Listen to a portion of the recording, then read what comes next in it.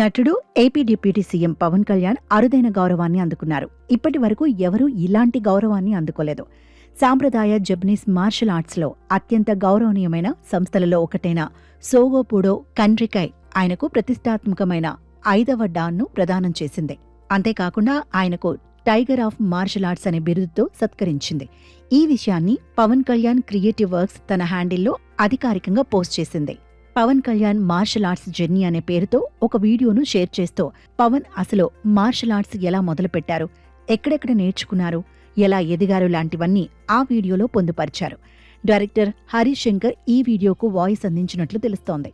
Martial ఆర్ట్స్ని జనాల మధ్యకు తీసుకువెళ్లడంలో ఎన్నో ఏళ్లుగా పవన్ కళ్యాణ్ చేస్తున్న కృషికి గుర్తింపుగా డిసెంబర్ 30, 2025న ఆయన ఒక అపూర్వమైన గౌరవాన్ని అందుకున్నారు.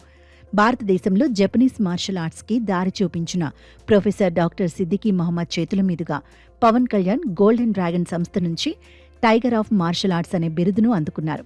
ఇలాంటి ఒక బిరుదును అందుకున్న మొట్టమొదటి ఇండియన్ పవన్ కళ్యాణ్ మాత్రమే.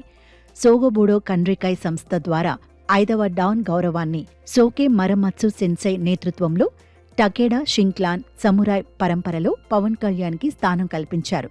ఇక ఈ వార్త తెలియడంతో పవన్ ఫ్యాన్స్ పండుగ చేసుకుంటున్నారు. ఇక సినిమాల విషయానికొస్తే ప్రస్తుతం పవర్ స్టార్ పవన్ కళ్యాణ్ నటించిన ఉస్తాద్ భగత్ సింగ్ షూటింగ్ పూర్తయింది. హరీష్ శంకర్ దర్శకత్వం వహించిన ఈ చిత్రంలో శ్రీలీల, రాశీ ఖన్నా హీరోయిన్లుగా నటించారు. త్వరలోనే ఈ చిత్రాన్ని విడుదల చేసేందుకు మేకర్స్ సన్నాహాలు చేస్తున్నారు. మరోవైపు సురేందర్ రెడ్డి దర్శకత్వంలో ఓ సినిమా చేసేందుకు పవన్ కళ్యాణ్ గ్రీన్ సిగ్నల్ ఇచ్చినట్లు తెలుస్తోంది.